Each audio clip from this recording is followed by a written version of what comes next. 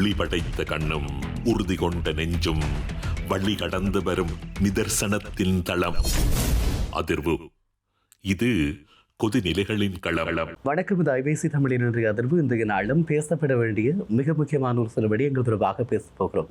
குறிப்பாக சொல்லிக்கொள்ள வேண்டுமாக இருந்தால், வைத்தியர் ராமநாதன் அர்ச்சுனா அவர்கள் கண்டியிலே மகாநாயக்க தேர்தல்களை சந்தித்து விடயம் தொடர்பாக ஒரு பேசுபொருள் இருந்து கொண்டிருக்கிறது.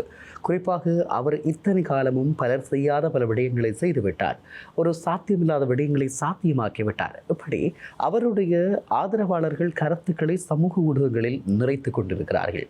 நிச்சயமாக சொல்லிக்கொள்ள வேண்டுமாக இருந்தால், அவர்களுடைய விமர்சனம் என்பது இதுவரை காலமும் யாரும் செய்ய துணியாத ஒரு விடயத்தை இவர் செய்திருக்கிறார், யாரும் செய்யாத விடயத்தை செய்திருக்கிறார். இப்படியான கருத்துக்கள் பல்வேறு சந்தர்ப்பங்களில் பல்வேறு விதமானவர்களால் பேசப்பட்டு கொண்டிருக்கிறது. உண்மையில் ஒரு கதை ஞாபகத்திற்கு வருகிறது. ஒரு காலத்திலே குரங்கு ஒன்று ஆற்றிலே வெள்ளம் பாய்ந்து கொண்டிருந்ததாம். அப்போது முதலை ஒன்று சொன்னதாம், இந்த ஆற்றை கிடப்பதற்கு நான் உனக்கு உதவி செய்கிறேன், ஆகவே நீ எனக்கு என்ன தருவாய் என்று கேட்டதாம். உனக்கு நான் நாவல் பழங்கள் தருகிறேன் என்று சொல்லி அந்த குரங்கு சொன்னதாம். அப்படி ஒவ்வொரு நாளும் நாவற்பழம் கொடுத்து குரங்கு ஆற்றை கடந்து வந்ததாம். அப்போது அந்த நாவற்பழங்களை சாப்பிட்டு கொண்டிருந்த அந்த முதலைக்கு இந்த நாவற்பழங்களை இவ்வளவு சுவையாக இருக்கிறதே, அப்போ இதை தினமும் சாப்பிடுகின்ற அந்த குரங்கினுடைய ஈரல் எப்படி இருக்கும்? இது அதற்கு ஒரு பெரிய சந்தேகம். இப்படி இருக்கக்கூடிய நிலையில் அந்த குரங்கை வழமை போல முதலை ஏற்றுக்கொண்டு சென்றதாம். நட்டாற்றிலே செல்லுகிற போது சொன்னதாம், உன்னுடைய நாவற்பழங்கள் தேவையில்லை, இன்றைக்கு உன்னுடைய ஈரல் தான் தேவை என்று சொன்னதாம். அதாவது இவ்வளவு காலமாக இந்த நாவற்பழங்களை நீ தினமும் சாப்பிடுகிறாய், ஆகவே உன்னுடைய ஈரல் எப்படி இருக்கிறது என்று பார்க்க வேண்டும் என்று சொல்லி. அப்படியாக இது கேட்ட உடனே இதற்கு அந்த குரங்கு சொன்னதாம், அப்படியா, இதை நேரத்திற்கே சொல்லியிருக்கலாமே, நான் மரப்பொந்திலே என்னுடைய ஈரலை கலட்டி வைத்து விட்டு வந்திருக்கிறேன், என்னை மீண்டும் கரைக்கு கொண்டு விடுங்கள், நான் அந்த ஈரலை எடுத்து உங்களிடம் தருகிறேன் என்றதாம். இதை நம்பிய அந்த முட்டாள் முதலை அந்த குரங்கை கரைக்கு கொண்டு வந்து சேர்த்ததாம். அப்போது சொன்னதாம், அடே முட்டாள் முதலையே, யாராவது ஈரலை கலட்டி மரப்பொந்தில் வைக்க முடியுமா என்று சொல்லி. அப்படியான ஒரு கதை ஞாபகத்திற்கு வருகிறது. இது எதற்காக ஏன் என்பதனை நான் சொல்லவில்லை, நீங்களே அனுமானித்துக் கொள்ளுங்கள். சரி, எப்படி இருக்கக்கூடிய நிலையில் அர்ச்சுனா ராமநாதனுடைய ஆதரவாளர்களுடைய இந்த கருத்துக்கள் எல்லாம் பல்வேறு விதமாக இப்படி இருந்து கொண்டிருக்கிறது. குறிப்பாக அவர் மகாநாயக்க தேரரை சந்திக்கிறார், அவரிடமிருந்து புத்த பகவானினுடைய ஒரு சிலையை பெற்றுக்கொள்கிறார். இந்த புகைப்படங்கள் தான் வெளியே வந்தது. அதற்கு பின்பதாக அவர் சொல்லுகின்ற கதைகளையே பேசுகின்ற கேட்கின்ற ஆதரவாளர்களுக்கு அது ஒரு பெரிய விஷயமாக இருக்கிறது. நிச்சயமாக யாரும் செய்ய துணியாத, யாரும் செய்யாத விடயங்களை இவர் செய்துவிட்டார் என்று சொல்லி நீங்கள் சந்தோஷப்படுகிறீர்கள். எங்களுக்கும் சந்தோஷமாக இருக்கிறது. ஏனென்று சொன்னால், ஏதோ ஒரு விதத்தில் தமிழ் மக்களுடைய அடிப்படை பிரச்சனைகள் தீர்க்கப்பட வேண்டும் என்பதிலே நாங்களும் குறியாக இருக்கிறோம். தமிழ் மக்கள் மிக நீண்ட காலமாக தங்களுடைய காணி உரிமைகளை கோரி நிற்கிறார்கள். அவர்களுடைய காணி உரிமைகளை பெற்றுக்கொள்வதிலே இது ஒரு உதவுமாக இருந்தால் இதைவிட ஒரு சந்தோஷம் என்ன இருக்க போகிறது? காலங்காலமாக ஈழத்தமிழர்களுக்கு எதிரான ஒவ்வொரு சிங்கள பௌத்த இனவாத நிகழ்ச்சி நிரலுக்கும் மிக முக்கியமாக ஆரம்பமாக இருந்திருக்கக்கூடியவர்கள் இந்த பௌத்த தீரர்கள். ஆகவே அவர்களுடைய மனங்களில் இவர் மாற்றங்களை ஏற்படுத்தினார் என்று சொன்னால் அது எங்களுக்கு மகிழ்ச்சியான விடயம். நாங்களும் வரவேற்கிறோம். குறிப்பாக ஒரு அர்ச்சுனா ராமநாதனாக பார்க்கவில்லை, அவர் யாழ் மாவட்ட மக்களுடைய பிரதிநிதியாக பார்க்கிறோம். எங்களுடைய தமிழ் மக்களுடைய ஒரு பிரதிநிதி இப்படியான முயற்சிகளை மேற்கொள்கிறார். அவருடைய முயற்சி வெற்றி பெறுமாக இருந்தால் நாங்கள் அதனை வரவேற்போம். ஆனால் இது எந்த அளவுக்கு செல்லும் என்று ஒரு கேள்வி இருக்கிறது. அடுத்தது, ராமநாதன் அர்ச்சுனா அந்த பௌத்த தேரர்களிடம் என்ன பேசினார் என்ற ஒரு விடயம் இருக்கிறது. அண்மையில் தையட்டி விகாராதிபதியிடம் ஒரு 4 பேரை அழைத்து கொண்டு சென்று அவர் பேசியதாக சொல்லப்பட்டது. அவர் எல்லாவற்றுக்கும் முடிவு கட்டிவிட்டார், எல்லாம் முடிந்து விட்டது, இவர்கள் ஏமாற்றிய ஏமாற்றங்கள் எல்லாம் தீர்ந்து போனது என்று சொன்னார்கள். அப்படியாக இருந்தால் இப்போது அந்த தையட்டி விகாரை அகற்றப்பட்டிருக்க வேண்டும், அல்லது அந்த காணி உரிமையாளர்கள் 18 பேருக்கு காணி வழங்கப்பட்டிருக்க வேண்டும். அப்படியான சாதகமான எதுக்கள் எதுவுமே இடம்பெறவில்லை. ஆனால் அர்ச்சுனா ராமநாதனுடைய வலையொலி பதிவும் அவர் கூறிய வார்த்தைகளும் மட்டும் பிரபலமாகிக் கொண்டிருந்தது. சரி, எப்படியோ இருக்கட்டும், இந்த முயற்சிகள் வெற்றி பெறட்டும்.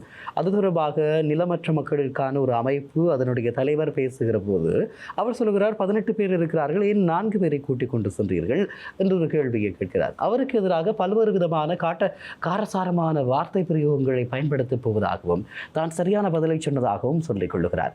அதனை ஒரு தரப்பு மிகப்பெரிய அளவிலே கொண்டாடி கொண்டிருக்கிறது. ஒரு சந்தேகம்தான் இருக்கிறது.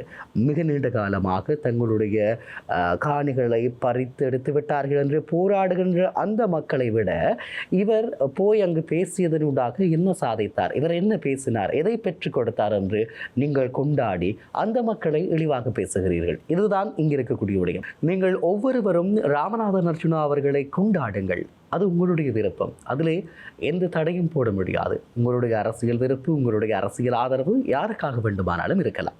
அதற்காக இத்தனை காலமாக இந்த மண்ணை இழந்து போராடியவர்களை அல்லது இந்த மண்ணிலே கடந்த பல காலங்களாக சேவையாற்றியவர்களை ஒரே நிமிடத்தில் தூக்கி எறிவதற்கான மனநிலை உங்களுக்குள் எப்படி உருவாகிறது என்ற கேள்வி இருக்கிறது.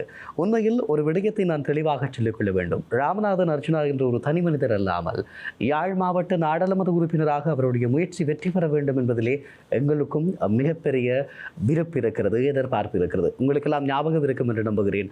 அதாவது தென்னிலங்கையிலே தமிழ் அரசியல் தரப்புகள் சுட்டுக் கொல்லப்பட்டார்கள். அவர்கள் ஏன் கொல்லப்பட்டார்கள்? குறிப்பாக மாமனிதர் நடராஜர் அவிராஜ் அவர்கள் சிங்கள மக்களிடம் சென்று தன்னுடைய சிங்கள மொழி புலமையினால் சிங்கள மக்களிடம் தமிழ் மக்களுடைய பிரச்சனைகளை பேசியதற்காக சுட்டுக் கொல்லப்பட்டார். அவர் பேசினார், அந்த விடயங்கள் தெரியும். ஆனால் இவர் பேசினார் என்று சொல்லப்படுகிறது, என்ன பேசுகிறார் என்பது கூட தெரியாது.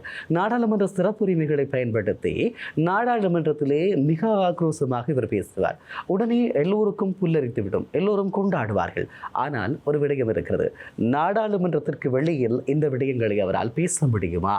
தேசிய தலைவர் தொடர்பாகவும் மாவீரர்கள் தொடர்பாகவும் அவர் கணிசமாக பேசுகிறார், காத்திரமாக பேசுகிறார் என்றும் மற்றவர்களை கொண்டாடுகிற நீங்கள் அவரிடம் கேளுங்கள், நாடாளுமன்றத்திற்கு வெளியில் வந்து இந்த விடயங்களை பேச முடியுமா என்று. ஒரு விடயத்தை ஞாபகப்படுத்துகிறேன். நாடாளுமன்ற சிறப்புரிமை என்று ஒன்று இருக்கிறது. நாடாளுமன்றத்திற்குள் பேசுகின்ற எந்த ஒரு வார்த்தைக்கும் எந்த ஒரு கருத்துக்கும் அவர்களுக்கு எதிராக வழக்கு தொடர முடியாது. இது நாடாளுமன்ற உறுப்பினர் ஒருவருக்கான சிறப்புரிமை. ஆகவே இப்படியான ஒரு நிலைமை இருக்கக்கூடிய நிலையில் நீங்கள் ஒவ்வொருவரும் பேசுகின்ற கொண்டாடுகின்ற இந்த நபர் உழைச்சான்றின்படியாக இந்த இனத்திற்கானதும் மக்களுக்குமான அரசியலை செய்வாராக இருந்தால் நாங்கள் மகிழ்வடைகிறோம், வரவேற்கிறோம், அவரை கொண்டாடவும் தயாராக இருக்கிறோம். இதனை செய்யும்படி சொல்லுங்கள். நடராஜர் அவிராஜ் பேசினார், சிங்கள மக்களிடமும் தமிழ் மக்களுடைய பிரச்சனைகளை சிங்கள மொழியில் பேசினார். ஆனால் ஒரு சில சிங்கள ஊடகங்களுக்கு மட்டும் வழங்கப்படுகின்ற நேர்காணலில் தனி சிங்களத்திலே பேசுகிற போது தமிழ் மக்களுக்கு பிரயோசனம் இல்லாத அல்லது சிங்களவர்களை துதிபாடுகின்ற விதத்தில் பேசுகிறார் என்ற விமர்சனம் இருந்து கொண்டிருக்கிறது.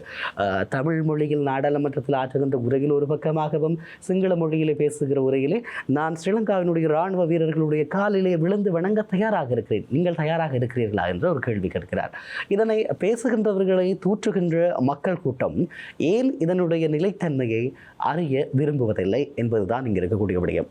இப்படியாக இருக்கக்கூடிய சூழ்நிலையில் நான் இன்னும் ஒரு விடயத்தையும் ஞாபகப்படுத்த விரும்புகிறேன். அது சமாதான காலப்பகுதி. விடுதலை புலிகளுக்கும் ஸ்ரீலங்கா அரசுக்கும் இடையிலான சமாதான ஒப்பந்தம் கைச்சாத்திடப்பட்டிருக்கக்கூடிய காலப்பகுதி. ஒரு அரசு சார்பற்ற நிறுவனம் மட்டக்களப்புக்கு சில பிக்குகளை அழைத்து செல்லுகிறது. அதாவது இவர்கள் சமாதானம் பேசுவதற்காக அங்கு அழைத்து செல்லப்படுகிறார்கள். அங்கே மட்டக்களப்பில் இருக்கக்கூடிய விடுதலை புலிகளினுடைய உறுப்பினர்களாக சேனாதி, கௌசல்யன், இப்போது உயிரோடு இருக்கக்கூடிய குயிலின்பன் போன்றவர்கள் அங்கே இருக்கிறார்கள். அவர்களோடு இந்த பேச்சுவார்த்தை நடைபெறுகிறது. மட்டக்களப்பில் இருக்கக்கூடிய அந்த தளபதியாக இருக்கக்கூடிய சேனாதை ஒரு விடயத்தை குறிப்பிடுகிறார்.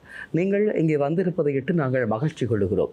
நாங்கள் அறிந்த பௌத்த பிக்குகள் என்பவர்கள் எங்களை அழிப்பதற்காக ஆயுதமேந்தி வருகின்ற அந்த சிங்கள இராணுவ வீரர்களுக்கு நூல் கட்டி விடுபவர்களாகவும் எங்களுக்கு என்று வருகின்ற தீர்வு திட்டங்களை தீயிட்டு கொளுத்தி கிழிச்சு எறிபவர்களாகவும் இன்னும் சொல்லிக்கொள்ள வேண்டுமாக இருந்தால் சமாதானம் வேண்டாம், இந்த சமாதானத்தை நிறுத்தி போரை ஆரம்பியுங்கள் என்று தென்னிலங்கையில் கோஷம் போடுகின்றவர்களாகவும் இன்னும் சொல்லிக்கொள்ள வேண்டுமாக இருந்தால் மிக மோசமாக இனவாதத்தை கக்குகின்றவர்களாகவும் தான் இந்த பௌத்த பிக்குகளை நாங்கள் அறிந்திருக்கிறோம். ஆனால் இப்போதுதான் பௌத்த பிக்குகளும் சமாதானம் பேச வருவார்கள் என்று புரிந்து கொண்டேன் என சேனாதி அவர்கள் குறிப்பிடுகிறார். அது ஒரு மிக காத்திரமான உரையாக இருந்தது. மிக தெளிவாக அவர் அந்த விடயங்களை விளங்கப்படுத்தியிருந்தார்.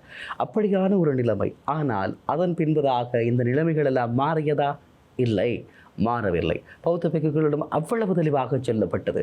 அந்த அரசு சார்பற்ற நிறுவனத்தினுடைய மேலாளர் குறிப்பிட்டார், இந்த விடயங்களை கேட்டு என்னுடைய இதயம் நொறுங்கி போய்விட்டது, இவ்வளவு பிரச்சனைகள் இருக்கிறது என்று சொல்லி அந்த சிங்கள மேலாளர் குறிப்பிடுகிறார். ஆனால் பௌத்த பிக்குகளிடம் இந்த விடயம் சொல்லப்பட்டதே ஏதாவது மாற்றம் உண்டானதா? மிக கோரமாக தமிழ் மக்கள் அடிக்கப்பட்டார்கள். இந்த நாட்டில் மிக மோசமான யுத்தம் இடம்பெற்றது, மிகப்பெரிய இழப்புகள் ஏற்பட்டது. சரி, யுத்த காலத்தை விட்டு விடுவோம். இந்த சம்பவம் இடம்பெற்று முடிந்து விட்டது. யுத்தம் இடம்பெற்று நிறைவடைந்து இன்று 16 ஆண்டுகள். பௌத்த பிக்குகளுடைய செயற்பாடுகள் என்ன? அவர்கள் என்ன செய்து கொண்டிருக்கிறார்கள்? இந்து ஆலயங்களை பிடிக்கிறார்கள், மக்களுடைய வயல் நிலங்களில் எல்லைக்கற்களை போடுகிறார்கள், மக்களுடைய வயல் நிலங்களை பூஜா பூமி என்ற பெயரில் விவசாயம் செய்கிறார்கள், மக்களுடைய இருப்பை இல்லாமல் செய்து வடக்கு கிழக்கிலே மிகப்பெரிய ஆக்கிரமிப்புகளை செய்கிறார்கள்.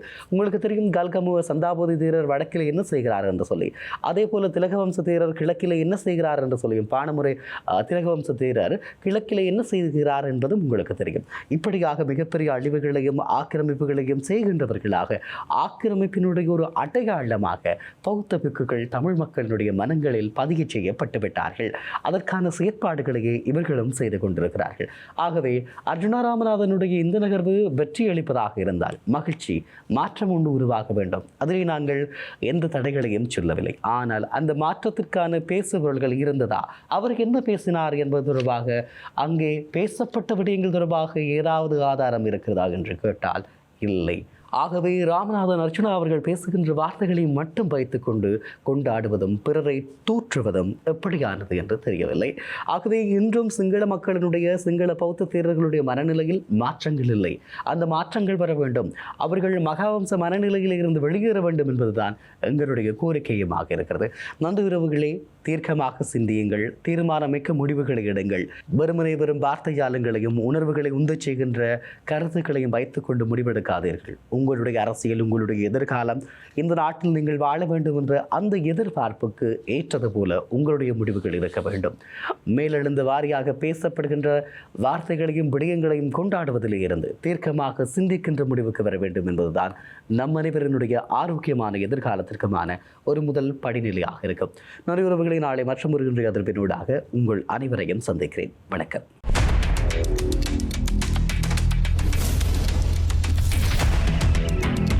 ஒளி படைத்த கண்ணும் உறுதி கொண்ட நெஞ்சும் வழி கடந்து வரும் நிதர்சனத்தின் தளம். அதிர்வு. இது கொதிநிலைகளின் களவளம்.